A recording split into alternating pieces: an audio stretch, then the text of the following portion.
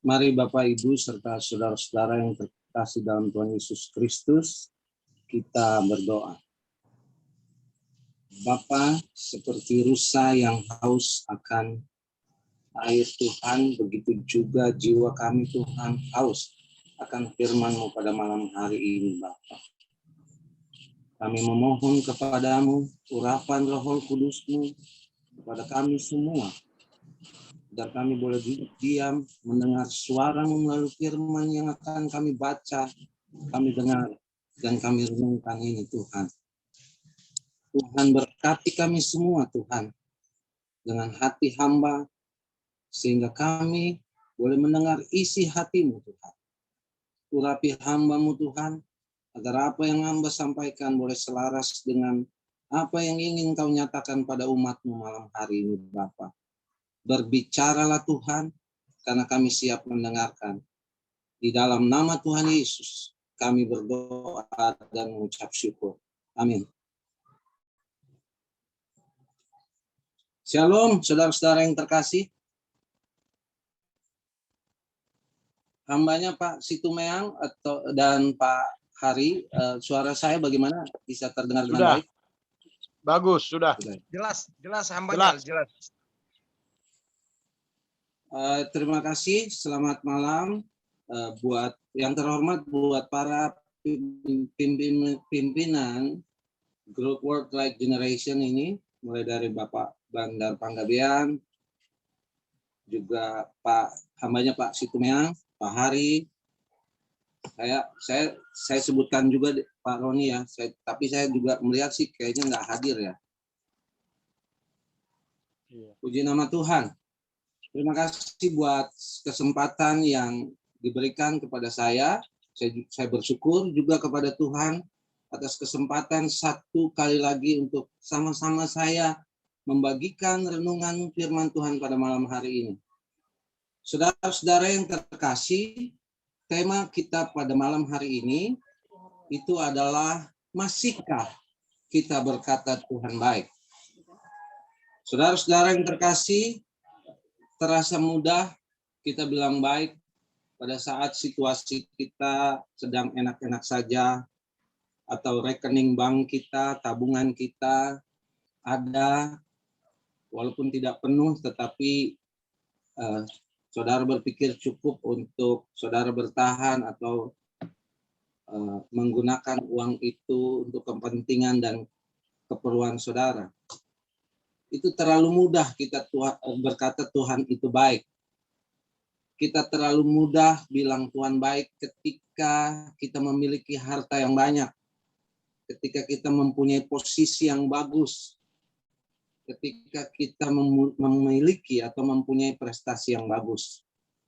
Saudara-saudara, sebelum kita jauh membahas tentang tema ini, saya ingin memberikan satu fenomenal untuk pendekatan kepada kita sehingga kita bisa lebih mudah memahami makna dari apa yang menjadi tema pada malam hari ini. Saudara-saudara, di negara maju itu biasanya ditandai, ada banyak hal yang menandai atau mewarnai kemajuan sebuah negara, tetapi yang saya mau sebutkan di sini ada 3 hal, saudara-saudara yang terkasih, yang menjadi ciri khas atau tanda-tanda sebuah negara itu maju. Yang pertama adalah kemajuan sebuah negara akan diwarnai dengan kriminalitas yang tinggi. Itu yang pertama. Yang kedua adalah kemajuan negara atau kemajuan zaman itu juga ditandai dengan peningkatan sakit penyakit. Kalau dulu para leluhur kita itu mungkin tidak mengenal sakit HIV, ya kan? Kalau sekarang itu muncul berbagai macam penyakit yang baru dan sangat mengerikan. Seperti yang pada hari ini yang memang kita ada di dalam masanya, seperti COVID-19 itu mungkin sejak dulu ada, tetapi virusnya berevolusi terus dan berkembang terus sehingga tim medis atau siapapun yang bergerak di bidang kesehatan melakukan berbagai macam penelitian untuk mencegah atau memprediksi mutasi virus ini.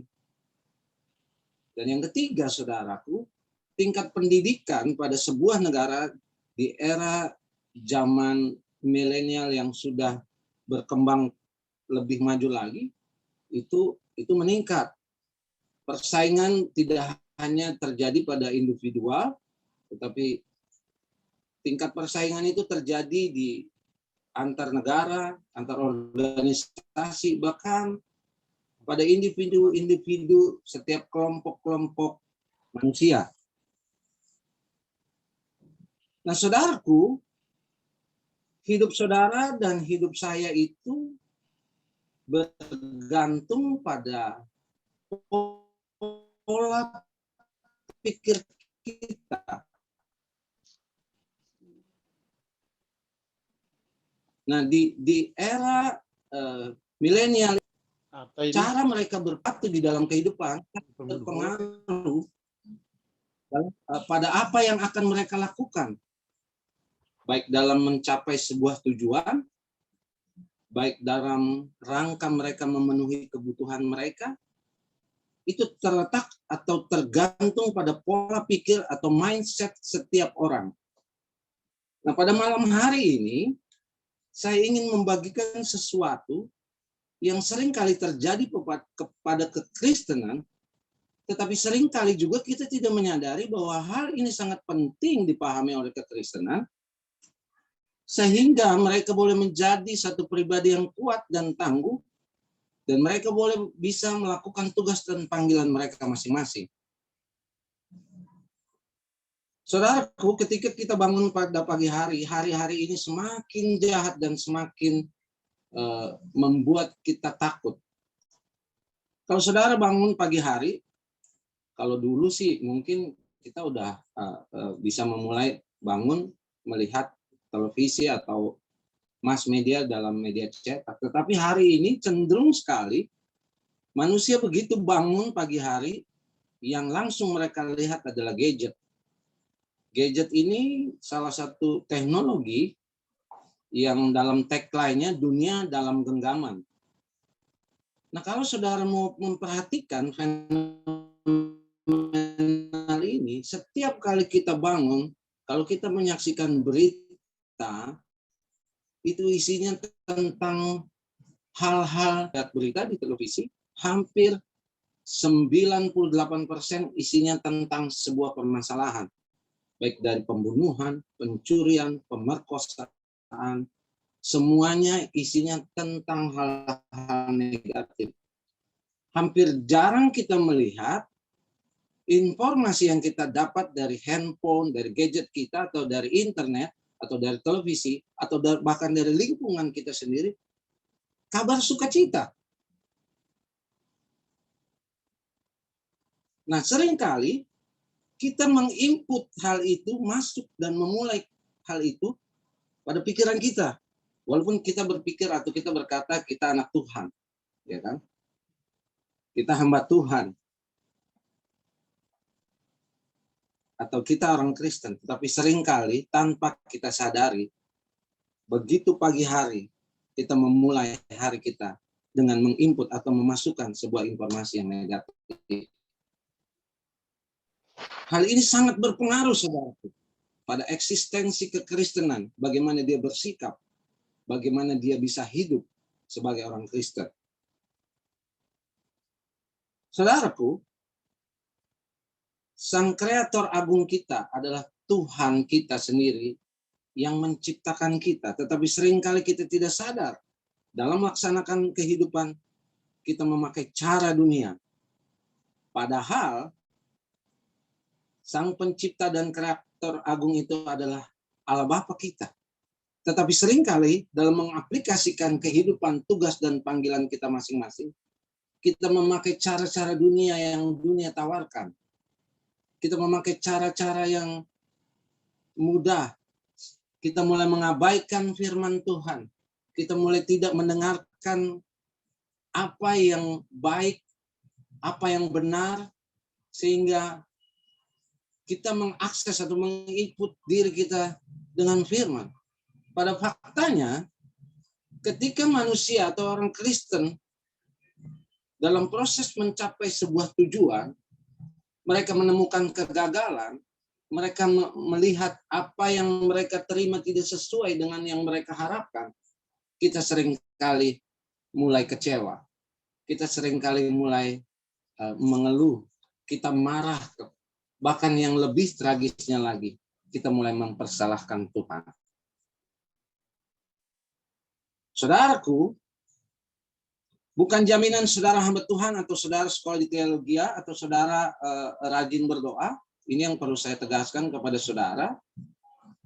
Untuk saudara tidak dicobai. Siapapun saudara, iblis akan berusaha untuk menghancurkan keimanan kita dalam upaya grand design dia agar manusia binasa. Sebelum lebih jauh kita membahas firman Tuhan ini, mari kita sama-sama buka Alkitab kita dari Injil Yohanes pasal yang ke-10, ayatnya yang ke-10. Injil Yohanes pasal yang ke-10, ayatnya yang ke-10. Saya akan bacakan pada saudara.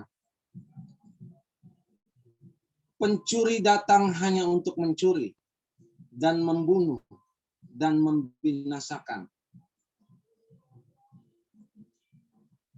Aku datang supaya mereka mempunyai hidup dan mempunyainya dalam segala kelimpahan.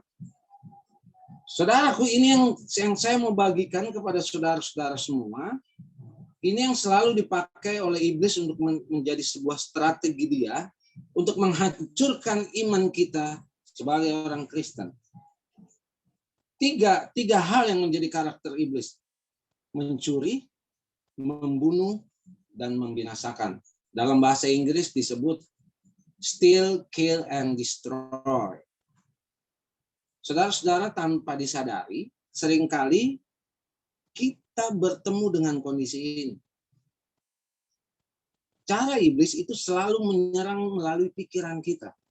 Itu sebabnya kenapa tadi di awal saya bilang kita perlu menginput atau mendengarkan atau merenungkan firman Tuhan pada saat kita memulai bangun pagi hari, karena pada prinsipnya saudara-saudara, karakter iblis akan selalu mencobai saudara dan dia tidak akan pernah jemu-jemu untuk mengganggu atau menyerang saudara. Strateginya tadi seperti yang saya bilang berdasarkan Injil Yohanes pasal yang 10 ayat yang ke-10. Dia mencuri. Mencuri apa saudaraku? Mencuri sukacita kita.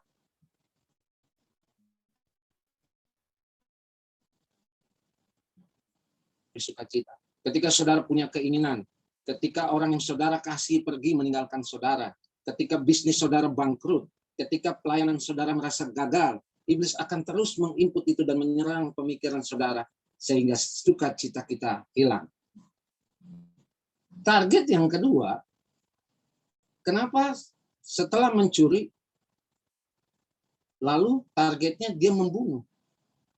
Saudaraku, satu prinsip psikologis, ada mesin pembunuh nomor 1 di dunia ini adalah kesepian. Nah, pada satu saat di mana manusia merasa gagal atau merasa kecewa, merasa sakit hati, merasa sedih, manusia seringkali berpikir bahwa hidupnya sudah sendiri. Dan iblis akan tanamkan pemikiran itu. Bahwa hidup sudah tidak ada gunanya lagi. Pelayanan kita gagal. Kita sebagai seorang ayah gagal. Sebagai seorang istri gagal. Sebagai seorang anak akan ditanamkan pemikiran kita untuk membangkang. Nah, setelah perasaan-perasaan ini merasuk dalam kehidupan kita, kita merasa sendiri dan akhirnya cenderung orang yang merasa kesepian adalah bunuh diri. Lalu dengan mulusnya target berikutnya iblis akan mengganggu manusia atau merasuki pemikirannya setelah membunuh dan akhirnya binasa. Hal ini yang 3 poin ini yang saya mau saudara-saudara atau pelayan-pelayan Tuhan, para hamba-hamba Tuhan malam hari ini, atau anak-anak Tuhan, siapapun yang menyaksikan renungan ini dimanapun saudara berada, saya membawa hati saya kepada saudara bahwa sadari kondisi ini saudara. Dunia boleh menyerang kita dengan pemikiran-pemikiran atau doktrin-doktrin yang membuat kecewa. Kondisi di dalam kehidupan hari lepas hari, di mana efek dari fenomena yang terjadi pada saat ini, COVID-19 mengakibatkan perekonomian lumpuh, berdampak pada keluarga-keluarga Kristen. Mungkin hari ini kita, saudara-saudara dimanapun saudara berada, mungkin hari ini ada satu pemikiran di dalam pikiran saudara. Saudara sedang berpikir bagaimana untuk menyambung kehidupan esok hari. Bagaimana ayah saya melakukan usahanya.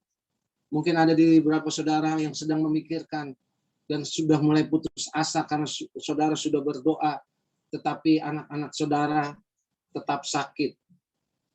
Atau saudara sedang bergumul tentang pekerjaan. Atau saudara bergumul tentang usaha. Dan rasanya jawaban itu semakin jauh. Saya mau bilang kepada saudara, masihkah saudara berkata Tuhan baik ketika beras di rumah Anda tidak ada? Masihkah saudara berkata Tuhan Yesus baik ketika rekening atau tabungan atau keuangan di keluarga kita sudah mulai menipis? Masihkah kita berkata Tuhan baik setelah orang yang saudara kasih dan cintai pergi meninggalkan saudara?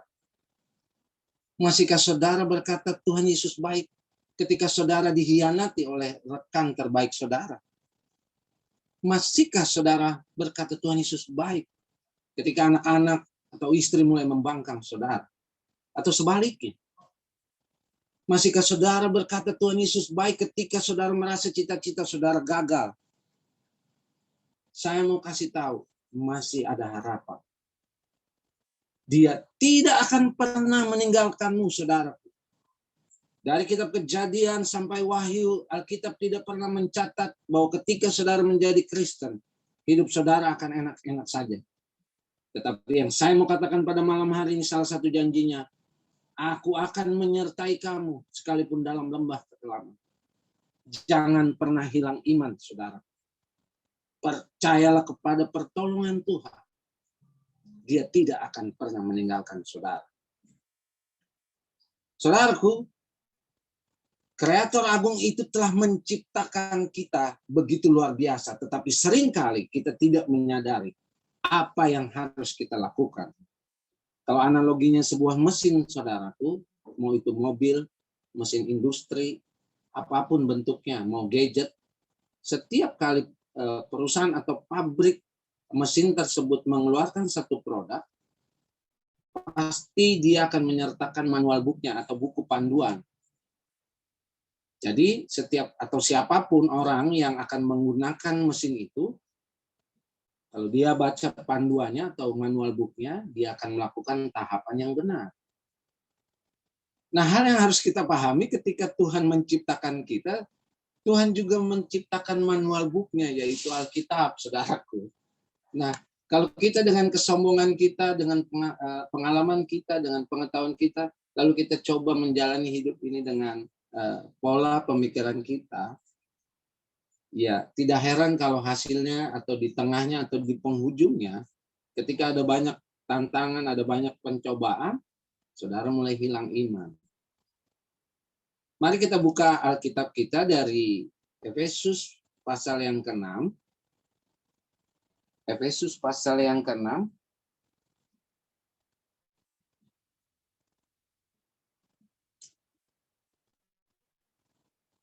Efesus pasal yang ke-6 ayatnya yang ke-10. Efesus pasal yang ke-6 ayatnya yang ke-10. Saya akan bacakan buat saudara. Akhirnya hendaklah kamu kuat di dalam Tuhan, di dalam kekuatan kuasanya. Ayat yang ke-11, kenakanlah seluruh perlengkapan senjata Allah, supaya kamu dapat bertahan melawan tipu muslihat iblis.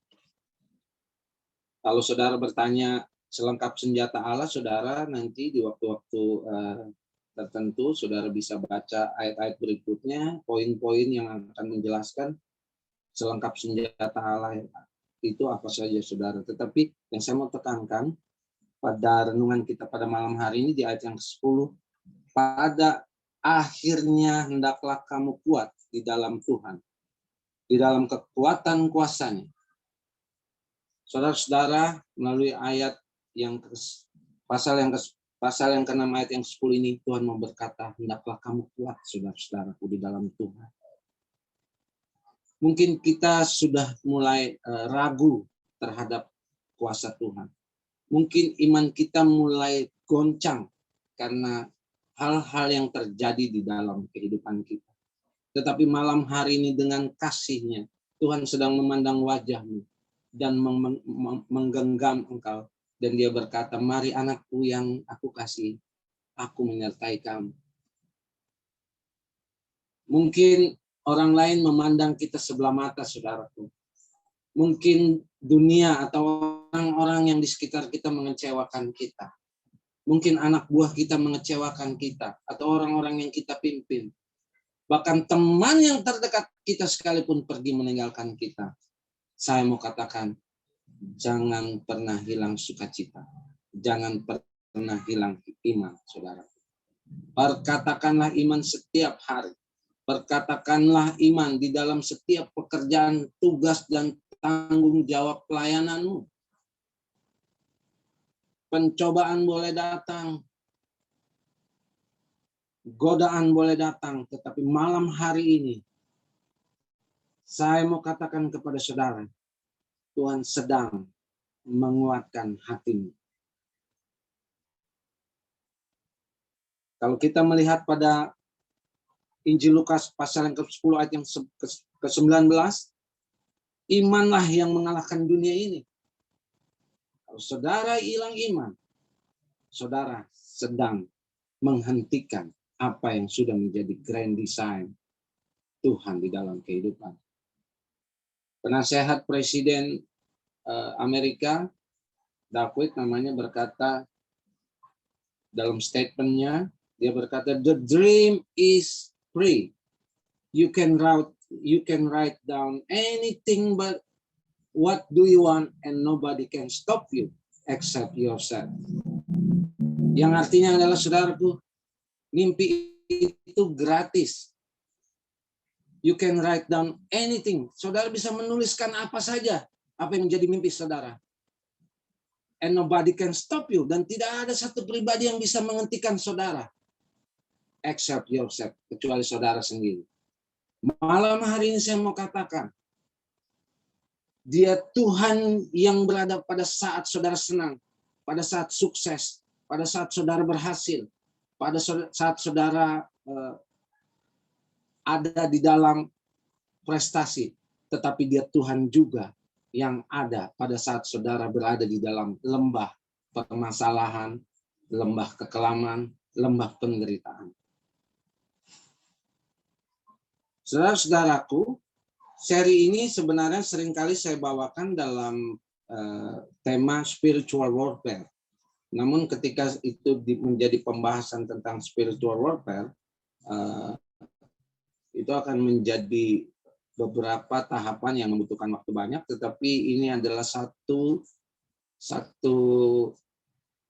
pengantar untuk kita memahami spiritual warfare. Spiritual warfare itu adalah peperangan rohani. Peperangan rohani itu yang saya jelaskan tadi, di mana kita di dalam kehidupan keseharian kita akan mengalami satu peperangan rohani di mana iblis akan mendoktrin kita atau memberikan pemahaman-pemahaman tentang penyangkalan pada janji-janji firman Tuhan sehingga hidup kita menjadi gagal. Itu yang saya mau tekankan. Hal yang paling terpenting dalam spiritual warfare ini, saudaraku, itu adalah saudara harus percaya akan janji Tuhan. Mari kita buka Alkitab kita, 1 Yohanes 5 ayat yang keempat. 1 Yohanes pasal yang kelima ayat yang keempat. Saya akan bacakan buat saudara. Sebab semua yang lahir dari Allah mengalahkan dunia. Dan inilah kemenangan yang mengalahkan dunia. yaitu iman kita. Di sini jelas, saudara, dalam spiritual warfare, dalam peperangan di dalam kehidupan saudara, saudara harus tetap memiliki iman. Ayat ini menjelaskan hal inilah yang mengalahkan dunia. Oleh karena itu, saudaraku, di dalam menjalankan tugas dan panggilan saudara, baik saudara seorang ibu rumah tangga, atau saudara menjadi pemimpin di keluarga, seorang ayah, kita mungkin menjadi seorang anak, pemimpin, pebisnis, siapapun saudara, pada malam hari ini, saya mau katakan, jangan hilang iman. Berdasarkan tema pada malam hari ini, masihkah kita berkata Tuhan baik? Saya mau katakan kepada saudara, Dia Tuhan pada saat kita lemah. Dia Tuhan juga pada saat kita kuat. Berdasarkan hal ini, saudaraku, ada 3 hal yang menjadi poin untuk sama-sama kita menjadi satu acuan untuk menyikapi kondisi ini, baik di dalam kehidupan saudara, pelayanan saudara, apapun tanggung jawab saudara. Ada 3 hal yang ingin saya sampaikan untuk menjadi pedoman dalam melakukan kehidupan kita. Yang pertama adalah baca firman Allah, baca firman Tuhan, yaitu Alkitab. Karena Alkitab ini, saudara-saudara, isinya adalah pengalaman pendahulu kita, bagaimana Tuhan menolong mereka, bagaimana Tuhan memberkati mereka, bagaimana Tuhan menyertai mereka di dalam kehidupan. Isinya tentang semua kisah-kisah penyertaan Tuhan terhadap umatnya.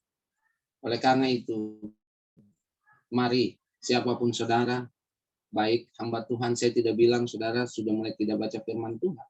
Tapi malam hari ini, saya mau mengingatkan bahwa firman Tuhan akan sangat berpengaruh untuk menguatkan iman kita. Yang kedua adalah minta kekuatan Roh Kudus. Saudaraku, saudara boleh gagah, saudara boleh punya ilmu, saudara punya belajar. Kalau saya sedikit cerita kesaksiannya, saudaraku, hal yang membuat saya sadar pada saat itu, sebelum bertobat saya mempelajari tentang ilmu magic, bagaimana mengobati orang luka bakar, saudara. Tapi kalau saya berpikir bahwa kalau dukun patah tulang banyak, tetapi untuk menyembuhkan luka dari luka bakar menjadi, setelah sembuh menjadi kulit seperti asli, tidak ada bekasnya. Dengan bangganya saya mempelajari itu, dan setelah bisa, tapi Tuhan memproses saya begitu luar biasa, sebegitu bangganya dengan apa yang saya pelajari. Artinya luka bakar itu kan luka, kalau si penderitanya itu akan merasa panas. Anak pertama saya, singkat cerita, di tahun 2010, saudaraku, 1 tahun 5 bulan, meninggal di pangkuan saya karena sakit panas, dan saya tidak bisa buat apa-apa. Sementara saya bangga dengan ilmu yang setelah saya pelajari. Di situ Tuhan menegur, dan menegur dengan caranya yang sangat luar biasa.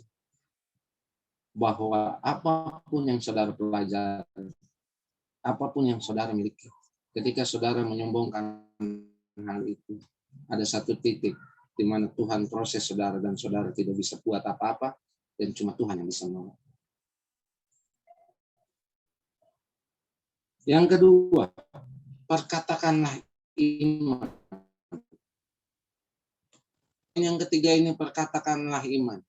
Ketika saudara ada dalam kondisi yang sangat memprihatinkan, tetap percaya, saudaraku. Misalkan saudara sakit, kalau dokter mungkin berkata sudah tidak ada harapan lagi. Kalau dokter mungkin, saudara berkata bahwa ini adalah penyakit yang serius, jangan pernah hilang iman, saudara. Apapun permasalahan saudara, jangan pernah hilang iman. Perkatakanlah iman. Kemarin teman saya, dia sudah keluar dulu satu kantor sama saya di Raja Wali Televisi. Ketika dia keluar, dia menderita penyakit gagal ginjal sudah bertahun-tahun, dan pada saat menelpon kemarin dia bilang kondisinya stadium akhir, saudaraku. Tapi hal yang luar biasa, saudaraku, dari hal yang dia alami, hari ini kondisinya dia harus cuci darah itu udah harus sering, dalam seminggu itu bisa 3 kali. Satu kali saya mengunjungi dia bersama teman saya ini sehat walafiat dan kita mendoakan dia gitu ya. Sampai pada akhirnya dia kena ginjal, dia kena COVID, tapi hari ini saudaraku dia masih survive, dia bilang kesaksian dia yang membuat saya banyak diberkati adalah ketika dia bilang dia kan kepala rumah tangga, istrinya ibu rumah tangga, artinya ya, untuk memenuhi kehidupan mereka, istrinya itu cuma berjualan kue melalui online. Tapi dia bilang kemarin gini, puji Tuhan loh, bro, puji Tuhan, setiap kali gue mau cuci darah, duit itu ada aja gitu. Wah, luar biasa sekali. Nah ini yang saya mau saksikan, saudaraku. Teman yang dulu membesuk di awal dia masuk rumah sakit itu bersama saya, dipanggil Tuhan duluan. Dalam arti begini, dan hal itu juga yang saya pakai untuk tetap memberikan dia semangat. Jadi teman saya ini beberapa minggu yang lalu, cuma habis makan siang, duduk-duduk gitu, saudaraku. Saya tiba-tiba dia mengeluh dadanya sakit, dibawa ke rumah sakit, dan tidak tertolong. Tapi bukan berarti saya bersukacitakan hal itu dan menjadi kekuatan buat teman saya. Tidak. Maksudnya poin itu saya bilang begini sama dia. Bro, ketika kita percaya pada Tuhan, buktinya walaupun Bro sudah kena ginjal dan kena COVID, secara logika manusia sulit sembuh. Tapi pada faktanya hari ini saya mau katakan urusan mati bukan masalah penyakit, saudaraku.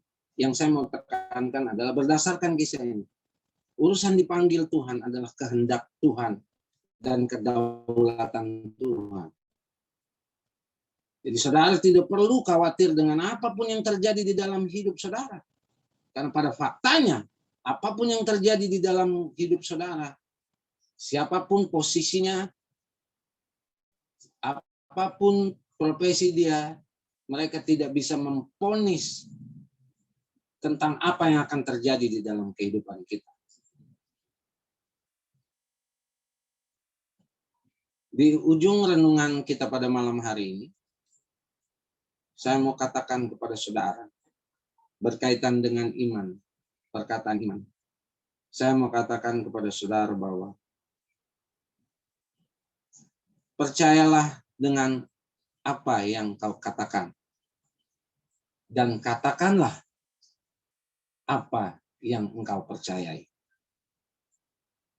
Kiranya Roh Kudus menolong kita untuk mewujudkan apa yang menjadi keinginan Tuhan di dalam kehidupan kita hari lepas hari.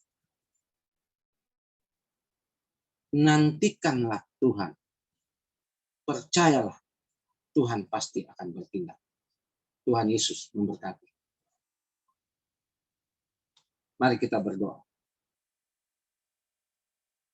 Bapa, di dalam nama Tuhan Yesus, firman-Mu telah kami dengar, Tuhan. Kami bersyukur, Tuhan, firman-Mu itu boleh menguatkan kami pada malam hari. Banyak hal yang kami rasakan dan alami, Tuhan, sebagai umat-Mu, Tuhan. Kadang kami mengeluh, Tuhan. Kadang kami tidak percaya. Kadang kami hilang iman, Tuhan. Tapi malam hari ini, Tuhan, iman kami tetap menantikan pertolongan Tuhan. Dan iman kami tetap percaya, Tuhan, bahwa Engkau pasti menolong kami. Tuhan, datanglah dalam kehidupan pribadi kami masing-masing, Tuhan, dengan cara-Mu yang ajaib. Datanglah, Tuhan, buat orang-orang yang kami kasih, yang saat ini tidak bersama-sama dengan kami, Tuhan. Kuatkan iman kami, Tuhan.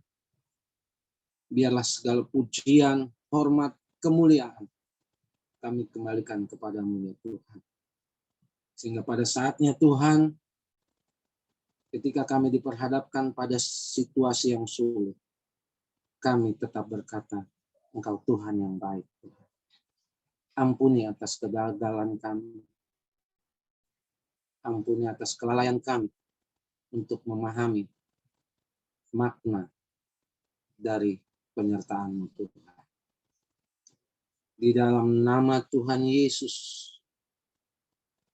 biarlah pada malam hari ini kami boleh menjadi pribadi yang kuat, pribadi yang tangguh, karena Engkau beserta dengan kami.